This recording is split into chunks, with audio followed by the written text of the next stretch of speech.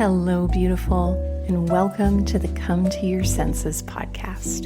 I'm your host, award-winning certified feminine embodiment coach, licensed esthetician, and enthusiastic foster dog mama to animals across the land, Mary Lofgren. Here, we explore how to bring more richness, radiance, peace, and pleasure to our lives, homes, and hearts through the joy of beauty, the wisdom of the body, the warmth of connection, and the splendor of the senses. I'm so glad you're here. Pull up a poof and let's dive in.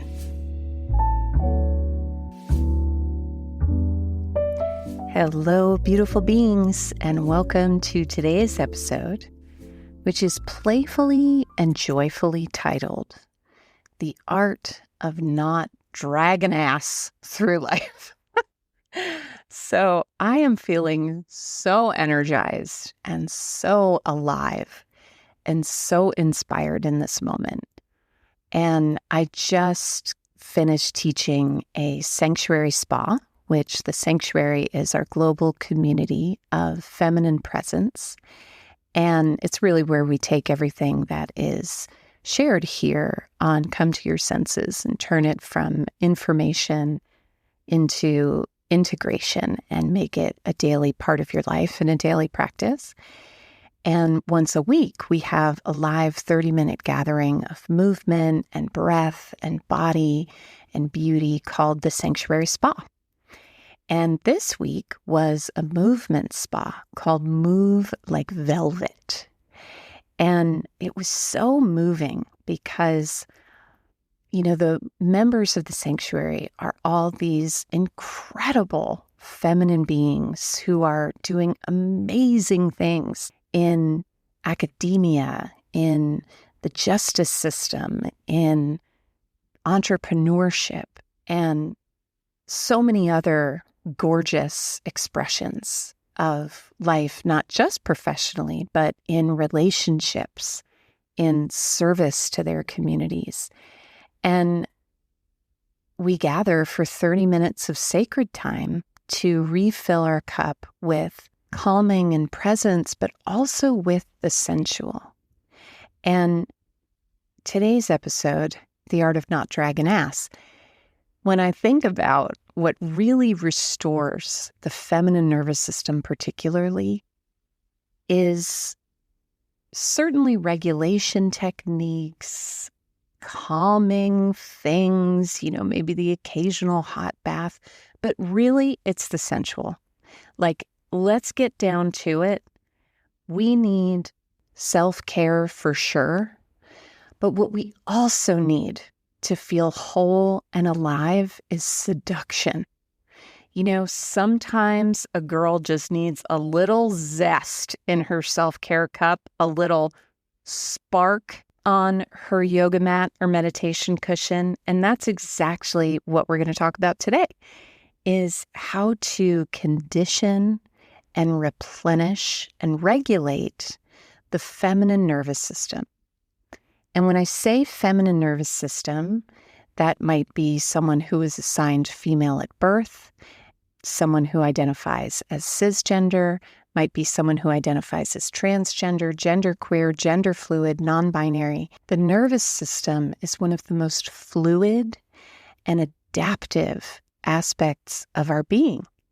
And so your nervous system, regardless of the body you were born into, the sex organs you have, may be more oriented towards these energies that we choose to call masculine. So some of your superpowers might be action and assertiveness and a sense of purpose and drive and logic.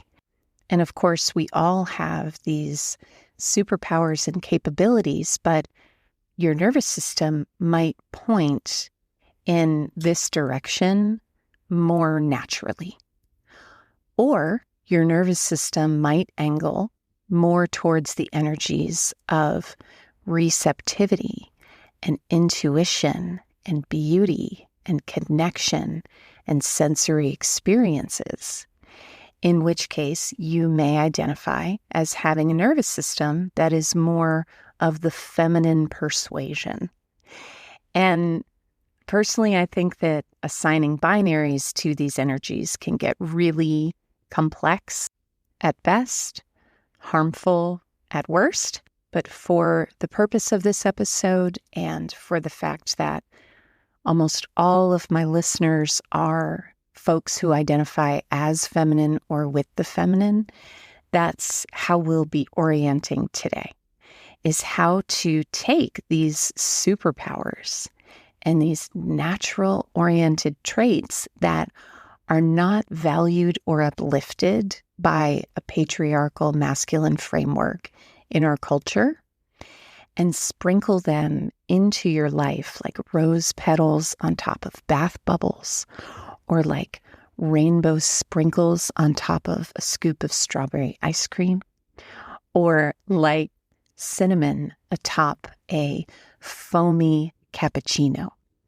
Let us dive in to our gems on how to live a more sensual, sparky, zesty, alive life in your nervous system through the art of not dragging ass. Here we go.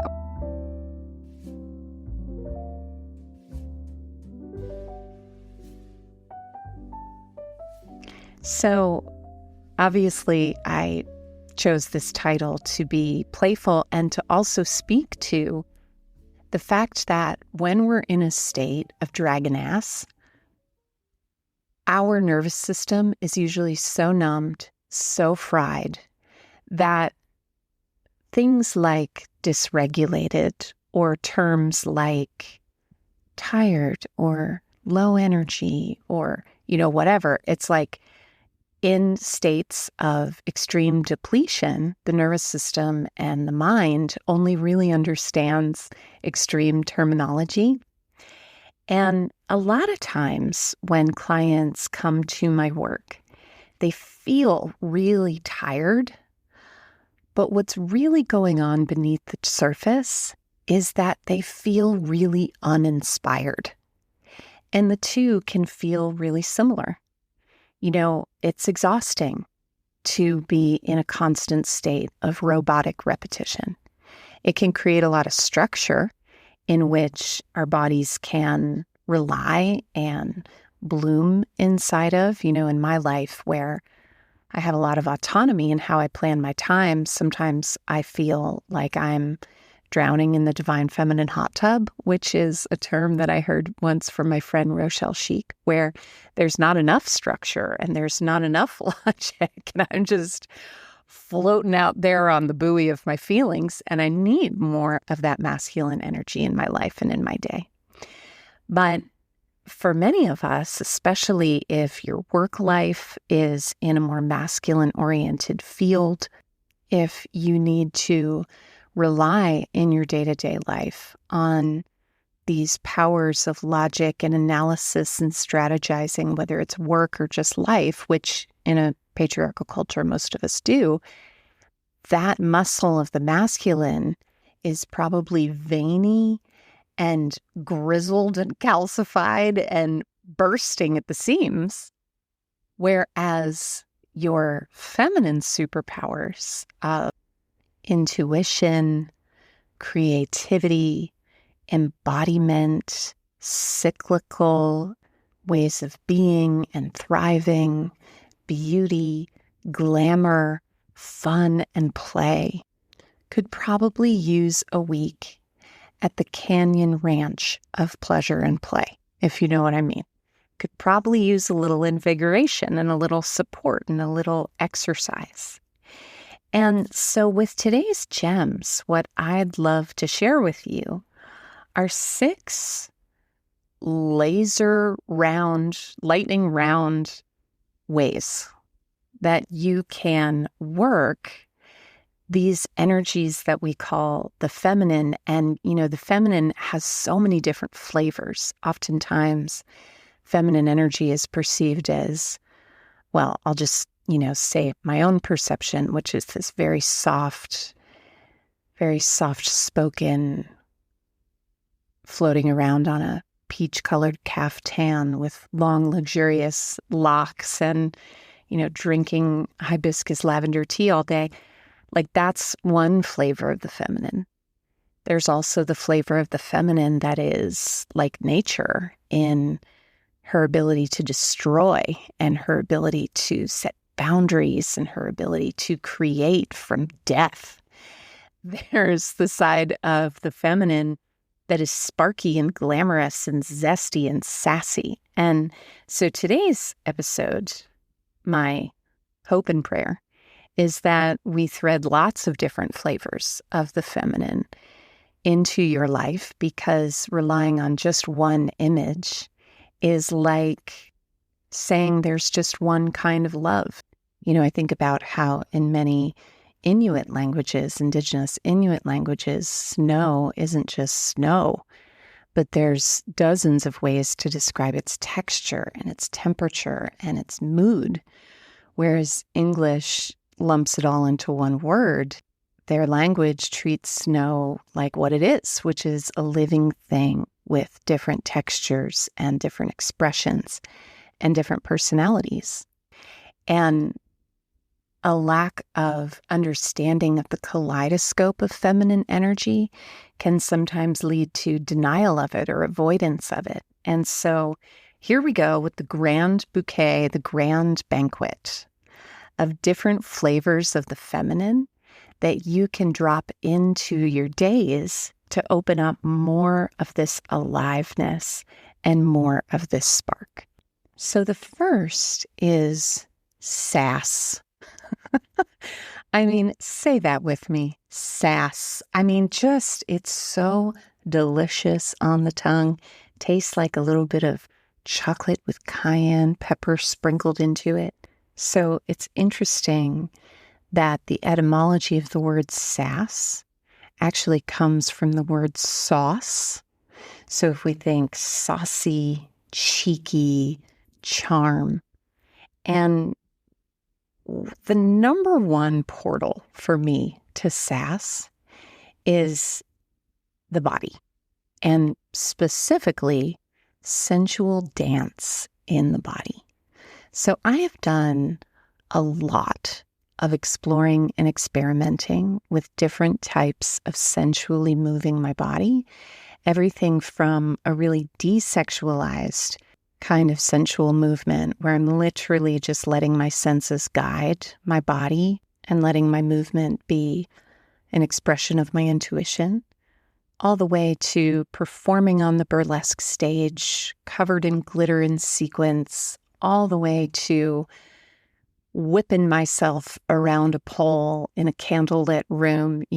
Actually, I was thinking the other day that where my sensual journey really began was in my living room in 2002, probably, when I got a VHS tape of The Art of Exotic Dancing for Everyday Women. I had seen it advertised on TV. And I remember going to like Best Buy or something in Midtown. And I got this VHS tape that essentially taught the art of striptease and sensual movement, but not just from a performative place, although we're here for that. I love to perform. I love to engage others. I love to have an audience. But from a place of dancing for yourself in the mirror as kind of the core of your practice. And I just remember one of the exercises was to make eye contact with yourself in the mirror and to walk towards yourself in a sensual way without breaking eye contact as you move towards yourself and as you move away. And, sensual, there's a lot of ways to describe that in a walk. For me, this was not about any particular movement of my hips or articulation of my posture, but it was more allowing my senses and my sensuality to animate my body. And I just couldn't even believe how transformative it was. Because at that point, I was 22 years old. I was in the height of an eating disorder. And I just never imagined in a million years that those kinds of energies and that kind of expression could be for me, for a person like me. And so that's one way to incorporate sensual dance into your life and into your day, is through sensually walking and moving. Another way is to strip tease your problems. Now, here's where I'm giving a little bit of the sauce away, giving a little of the milk away for free, because in the sanctuary, during our sanctuary spa, I taught some burlesque movement and we learned a little routine. And then we took an area of our life that we wanted to feel more flowing, more fluid, more velvety and luxurious. And we did the routine with that issue as our audience member, our admirer.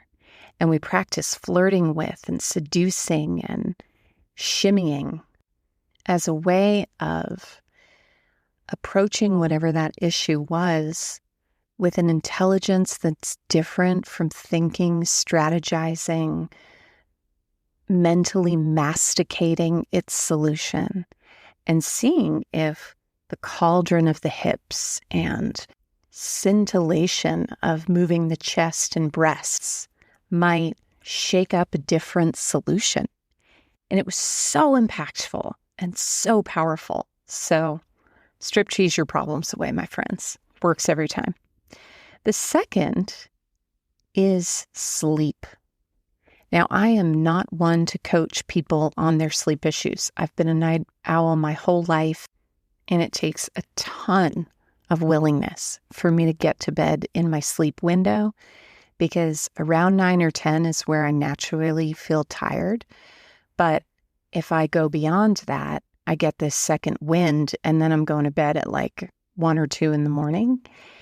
And just one night of rich sleep can transform everything about our lives.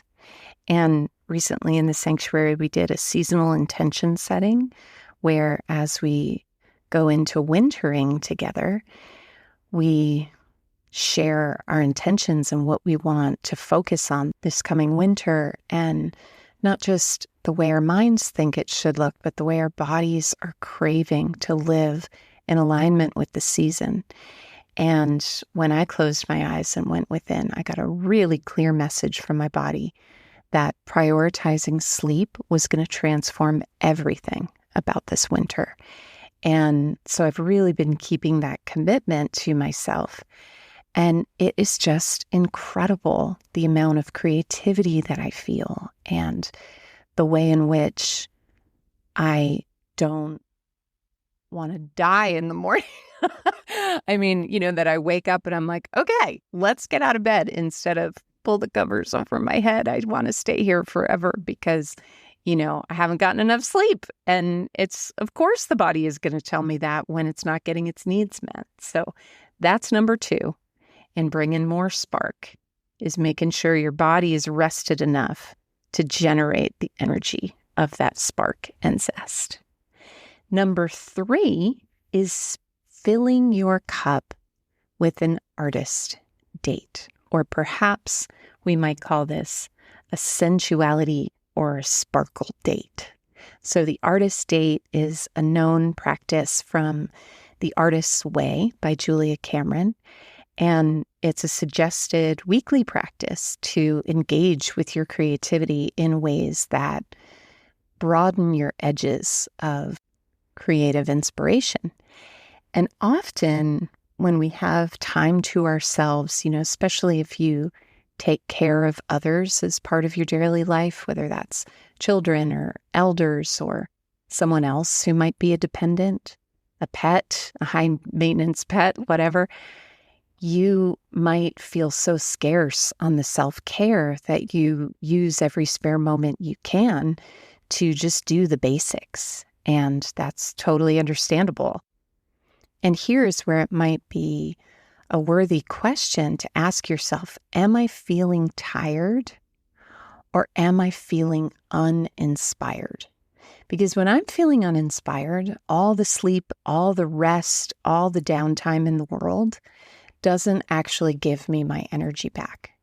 Whereas one night of dancing, one visit to an art museum or to a dance performance in a theater, one trip to the little boutiques that are here in Berkeley and strolling around a bookshop or strolling around a lotion and potion shop. And even if I don't buy anything, nourishing my eyes and my senses and my creativity with new ideas and new experiences. So, surefire way to stoke the pizzazz fire to give yourself an artist or a creativity date. Number 5 is also a creativity exercise, which is adornment. Oh, don't you just love that word? It's so much more rich to me than getting dressed or dressing up even. Adornment elevates the ritual of dressing from putting on clothes to decorating and blessing this temple of the body, laying offerings of tinkling gold bangles and soft fabrics and provocative shapes. Oh my goddess, there are just so many pleasures awaiting us in the art of adornment. And especially if you work from home, I know I don't need to tell you that a recipe for dragging ass is to work in the clothes you slept in, which, let me tell you, even as somebody who considers themselves a expert, for lack of a better word, in this field, I do more often than I'd like to admit. And just in teaching the sanctuary spa, I know that once a week when I see these blessed beauties on Zoom, I want to bring my full merriness because that's where I can be of maximum service because I'm in my broadest sense of inspiration. I mean, it's why I felt inspired to record this podcast immediately after the spa, because my creativity was just circulating and brimming. Whereas all morning I've been trying to think of an episode to record this week that just doesn't turn me on. And it's not lost on me the impact that adornment and feeling the drape of a long lavalier set of miniature pearls and the fluidity of the kimono that I'm wearing around this one-piece dress where my shoulders are exposed and my pink lipstick is fresh. Like, I just feel different.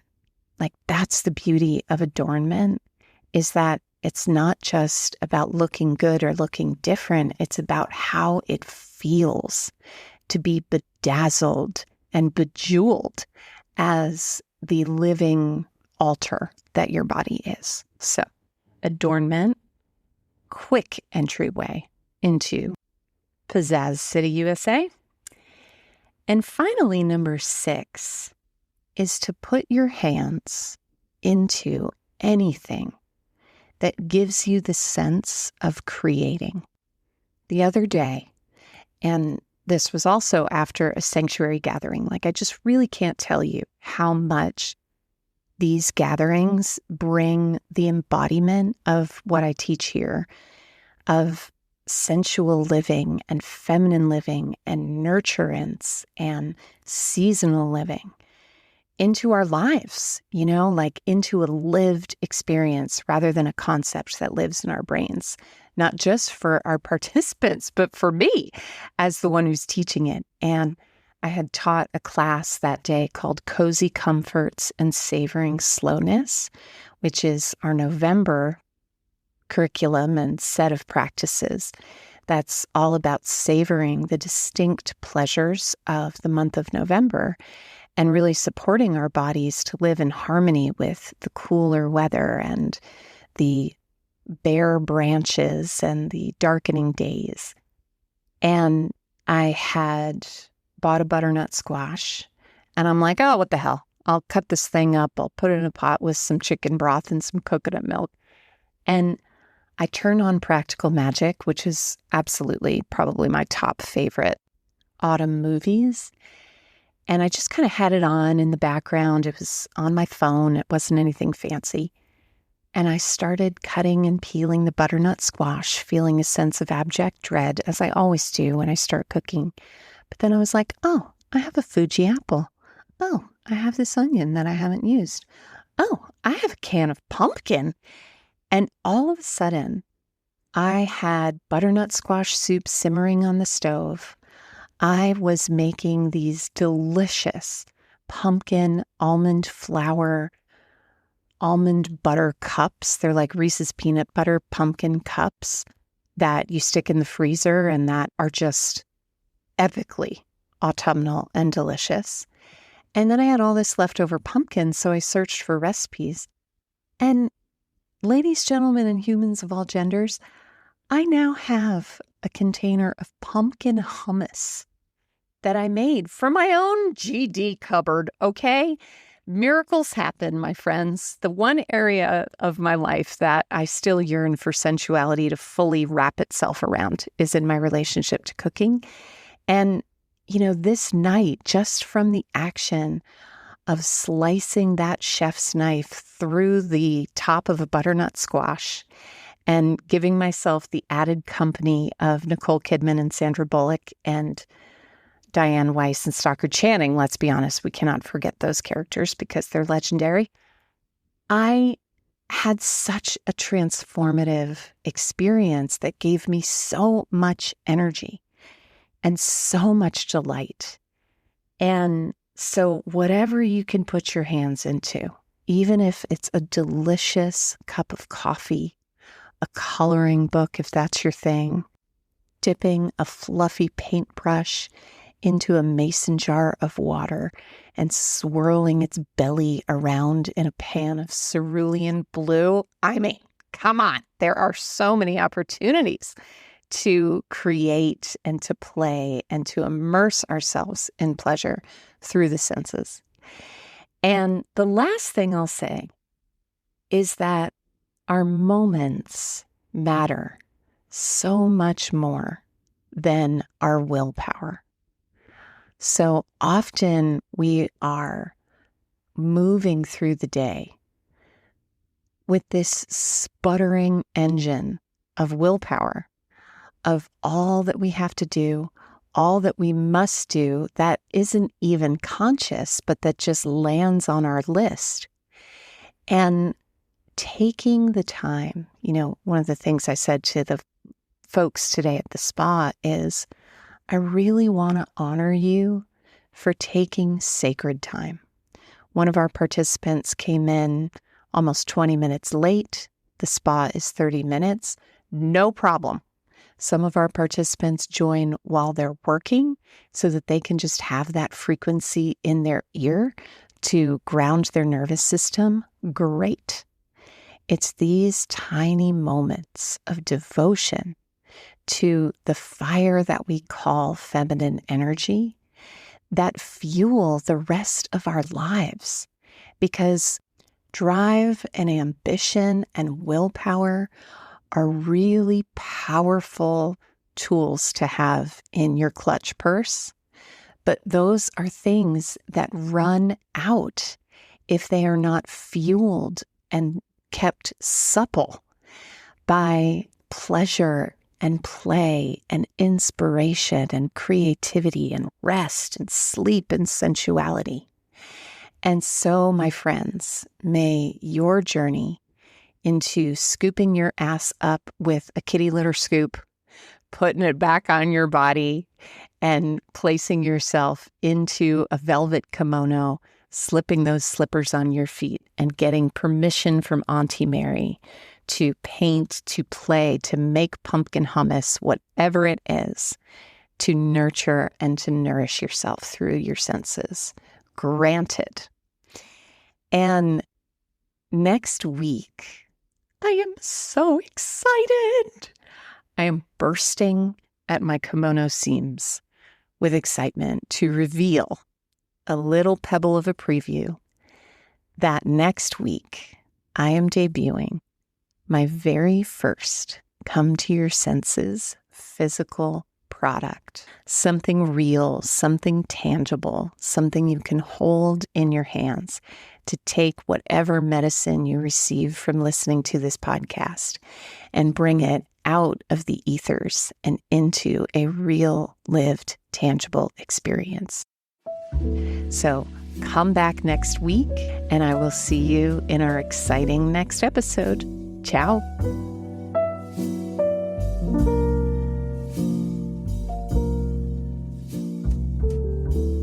For more gems on how to celebrate life through the richness of your senses, head to marylofgren.com. There you'll find an abundant library of free gems and resources. You can check out my award-winning coaching programs or flirt with stepping through the garden gates of the sanctuary community. Come and learn how to make beauty, presence, and everyday luxury a lifestyle at marylofgren.com.